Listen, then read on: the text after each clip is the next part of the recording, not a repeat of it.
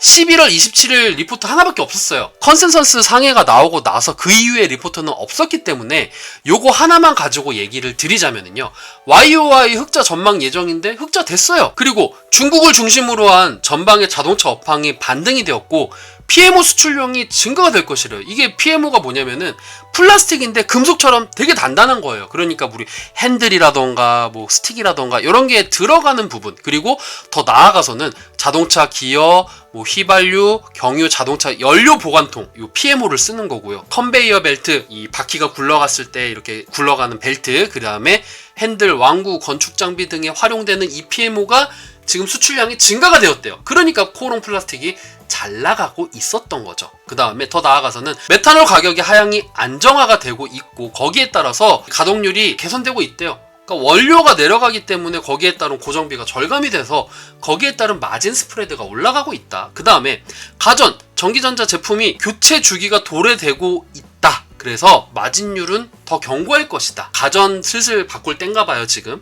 그 다음에 세계 PMO 기업 1위 기업인 클렌즈? 요 1위 기업마저도 폴리플라스틱 지분을 매각했기 때문에 상대적으로 얘가 수혜를 볼 수 있을 것이다. 요런 얘기를 하고 있더라고요. 앞으로는 더 다양한 중간재를 사용해서 제품을 만들어 나갈 것이다. 이제 성장성이 큰 전기 자동차, 자동화 부품, 소재, 메디칼용 소재, 뭐 수소 탱크, 뭐 이런 것들을 수소차용, 하우징 이런 것들을 더 앞으로 만들어낼 거기 때문에 여기에 따른 앞으로의 모멘텀과 실적은 더 늘어날 것이다. 이렇게 말씀을 하셨습니다. 근데 이제 제가 보통 이걸 하잖아요. 여기를 하고 이제 앞으로 얘가 얼마 벌 거고 2021년도 어떻게 될 것인가 그거를 하는데 안타깝게도 여기 리포트에는 그게 없더라고요. 일단 배제를 했고요. 나중에 또 리포트가 나오면은 확인을 하시길 바랄게요. 삼천리가 아까 전에도 우리 크롱이님이 말씀하셨잖아요. 자전거 아니에요? 그런 분들이 있을까봐 제가 요거를 따로 띄워놨습니다. 요거 전자공시에서 제가 똑 띄워놓은 거예요. 삼천리는요, 도시가스, 집단 에너지, 플랜트 사업, 전기 요거를 하는 회사예요. 나아가서는 부동산 투자도 하고요. 기업이 돈을 버는 방법에는 부동산도 들어간다고. 이 부동산만 해도 4% 비율을 차지하고 있어요. 그래서 제일 많은 비중을 차지하는 거는 도시가스다. 왜 예상치보다 올랐나 라는 걸 보면은요, 추운 겨울 때문에 다른 거 다 필요 없고요.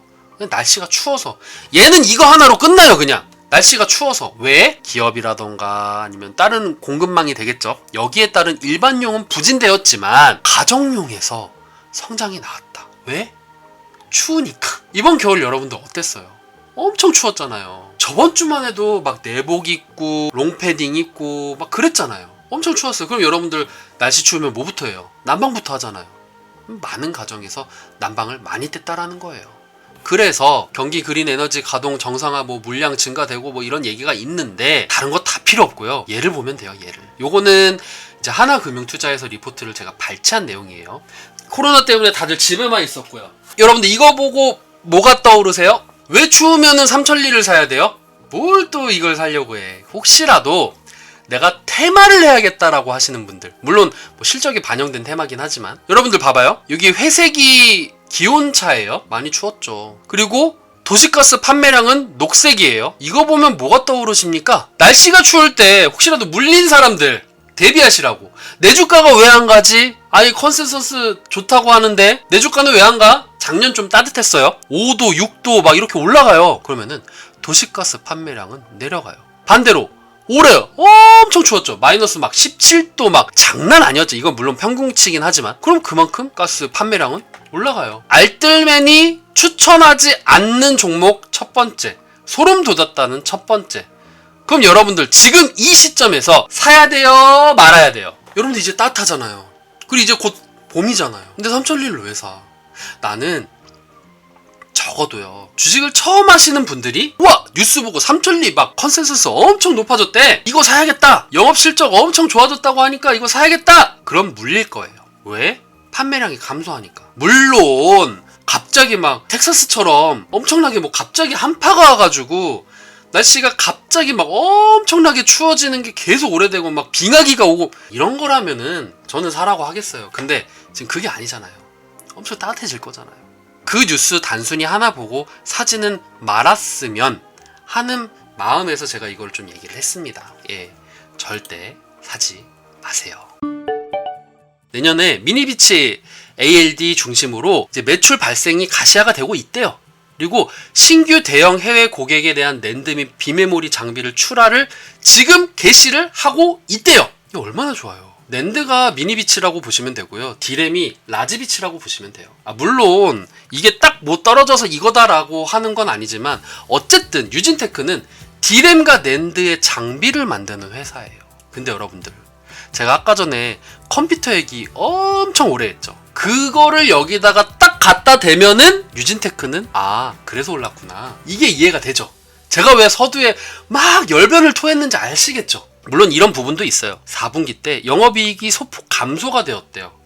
왜? 제가 지난번에도 말씀을 드렸을 거예요. 유진테크는 연구개발비가 지금 많이 나가서 판관비가 많이 나가고 있는 기업 중에 하나다. 저는 이 다음 장에 뭔가를 하나 설명을 할 건데, 이 설명을 들으시고 나시면은 첫 번째 후회를 하실 거고요.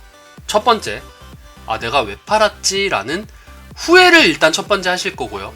두 번째로는 그럼 내가 지금 상황에서 어떻게 대응하면 좋겠다라는 것을 알 수가 있어질 거라고 저는 생각을 합니다. 2021년 1분기! 이제 1분기죠. 이제 1분기 때 매출액과 영업이익은 사상 최대 분기 실적을 기록할 전망이다. SK하이닉스의 M16 라인이 이제 LPCVB 장비가 출하가 되고 공정수가 이제 본격화되고 있기 때문에 여기에 따른 매출이 진행이 될 것이기 때문에 매출 실적이 더 늘어날 것이고, 그리고 삼성에는 라지비치 ALD를, 삼성향의 라지비치 같은 경우에도 매출이 크게 나올 것이다 라고 전망이 되는 것이죠. 그런데 이렇게 생각하시는 분들이 있을 거예요. SK하이닉스하고 삼성전자하고 지금 투자하고 있는 투자 비용은 그대로인데, 그러니까 삼성전자하고 예를 들어서 SK하이닉스가 10,000원을 가지고 투자를 하고 있는데 얘 산다고 11,000원으로 늘리지는 않았어. 예를 들어서 그러면 투자 금액 그대로인데 유진테크는 왜 실적이 늘어난다고 하는 거야? 뻥치는 거 아니야? 라고 물어볼 수가 있겠죠. 아니에요. 제가 지난번에 유진테크 무슨 수혜주라고 했어요? 국산화 수혜주예요. 지금까지는요, 낸드하고 D램의 장비는요, 일본의 제품들을 거의 많이 썼어요. 그동안 유진테크가 주목을 많이 못 받기도 했었죠. 그런데 이제 무역 분쟁이 일어난 거예요. 너네한테 반도체 수출 안 해. 제일 먼저 했던 게 소재였죠. 이 장비를 막은 건 아니에요. 소재를 막았는데 거기서 나온 이슈가 뭐예요? 지금 계속 일본에 의존해가지고 막 90% 이렇게 의존을 하면은 이 녀석들이 또 뒤통수 때릴 때 우리는 그냥 아무것도 못하고 당하겠구나. 그래서 나왔던 얘기가 뭐예요? 문재인 대통령도 우리 이거 강소기업들 챙겨야 된다. 우리 이렇게 당하지 말자 해가지고 투자가 많이 이루어졌었고, 그래서 국산화가 장비까지도 간 거예요. 소재가 장비도 가버리게 된 거죠. 그래서 작년에 판관비가 그렇게 많이 나갔던 거예요. 물론 종목을 막 엄청나게 늘리라는 건 아니에요. 내가 반도체 장비주를 갖고 싶고 어떤 거를 연구하면 좋을까, 나는 어떤 거를 공부해보면 좋을까 라고 생각하시는 분들이 유진테크도 한번 바라봐 달라라는 관점에서 제가 말씀을 드리는 거예요. 여러분들 이거 좋으니까 이것도 사시고요, 저거 좋으니까 저것도 사시고요, 이 얘기를 하는 게 절대 아니니까 오해하지 마시고요. 내가 만약에 장비주가 없다라고 생각하시는 분들은 한번 참고를 해서 보시면 된다. D램하고 낸드에 대한, D램 같은 경우에는 하이닉스라던가 삼성전자 라지비치 ALD 공급을 지금 진행 중에 있고요. 그리고 하이닉스랑 같이 라지비치 ALD의 인증을 완료를 했대요. 지금 완료를 했기 때문에 올해부터 매출 본격화가 나온다? 그러면 하이닉스한테 이거 파는 거예요. 그럼 수주 누구한테 나오겠어요? 하이닉스 딱 찍혀가지고 수주 나오겠죠. 그리고 삼전과 동장비 인증을 올해 완료를 해서 내년부터 팔 거래요. 그러면은 D램은 올해도 모멘텀이 있고 내년도 모멘텀이 있는 거잖아요. 그럼 내가 언제까지 가져갈 수 있겠구나라는 그 시점이 이제 보이는 거죠. 제가 이걸 말씀을 드리는 이유 중에 하나는 또 이거예요. 지금 장이 빠져가지고 유진테크 지금 많이 물려있는데 하시는 분들도 있을 거예요. 그런 분들은 이걸 보시고 대응을 하시면 좋을 것 같다라는 관점에서 얘기를 하는 것도 있어요. 낸드 같은 경우에는 미니비치 ALD 매출이 올해부터 야 그럼 올해 디램하고 낸드가 같이 나가네. 그럼 이거 뭐예요? 매출 뻥튀기 되는 거예요 지금. 디램도 나가고 낸드도 나가고. 디램뿐 아니라 3D 낸드 부분, 지금 3D 낸드 부분에서도 적용 가능성이 높기 때문에 3D 낸드까지 나오게 된다고 하면은, 그러니까 3D 낸드는 말 그대로 2D 낸드는 2D처럼 평평하게 되어 있는 낸드라고 하면은 3D 낸드 같은 경우에는 입체적으로 공간 활용해가지고 그러니까 사이즈를 최적화할 수 있다라는 게 가장 큰 메리트가 되는 거겠죠. 그런 메리트가 있기 때문에 어쨌든 신기술이잖아요. 지금까지는 기술력이 부족해서 못 만들었지만 지금은 이제 그걸 통해서 사이즈를 줄일 수가 있기 때문에 전자제품은 사이즈 작은 게 최고예요. 큰 상태에서 더 좋은 기능 넣으면 되니까. 지금 보유 중. 그러면은 보유하시는 분들은 어떻게 대응을 할지 보시면 도움이 될 것 같다라고 얘기를 드리는 거고요. 이거 보는 순간 땅을 치고 후회할 거라고. 그 땅을 치는 거를 제가 말씀을 드릴게요. 자, 2020년도까지의 부문별 매출 전망을 보면은요. 2020년도는 오히려 2019년도보다 낮았어요. 늘상 말씀드리지만 전 전문가 아니에요. 여러분들하고 같이 공부하는 학생일 뿐이에요. 저는 그냥 이 기업의 업황만, 이 기업의 소식만 그렇게만 보시면 될 것 같아요. 제가 막 이거 사세요! 집 팔아서 이거 사세요! 이렇게 하는 거 아닙니다, 여러분들. 대응을 어떻게 하시면 좋겠다라고 지금 말씀을 드리고 싶어서 그러는 거예요. 자, 그리고 영업이익 전망률 2019년도에는 내려갔는데 2021년도에는 올라가요. 얘도 마찬가지고. 왜? 우리가 왜를 알아야지. 그냥 이것만 보고 야, 여기서 리포트가 이른다니까 난 사야겠다. 물론 이렇게 사도 되긴 하지만 그러면은 물렸을 때 아, 이거 뭐 왜 그런 거야? 모르니까 답답하잖아요. 그 답답함을 없애게 하기 위해서 2019년도에서 2020년도 내려갔었을 때는 아까 전에 말씀드린 내용이 여기 다 포함이 돼 있는 거예요. 판관비, ALD 장비를 개발하기 위해서 돈을 엄청 많이 투자하고 QA도 엄청 많이 투자를 했기 때문에 판관비가 그만큼 내려간 거예요. 기존에 있었던 제품을 판매했기 때문에 뭐 그 딱 옛날 거 정도? 그러니까 막 점유율이 그렇게 크게 늘지는 못했죠. 옛날에 팔았던 거니까. 근데 이제 개발을 했어. 이 기술을 쓰면은 초소형이 돼. 기업들은 살 수밖에 없어요. 특히 우리나라 기업들은. 하이닉스에 있는 중국 공장들도 수주가 있었어요. 실질적으로. 국산화 이슈 때문에.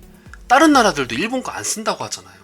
그럼 우리나라에 있는 유진테크가 수혜를 볼 수밖에 없어요. 지금 수혜를 보기 싫어도 볼 수밖에 없는 구조예요. 지금 기저효과 현상으로 인해서 그런 것도 있지만 기술력을 그만큼 투자를 하고 개발을 했기 때문에 거기에 따른 결과물이라고도 저는 생각을 합니다. 예.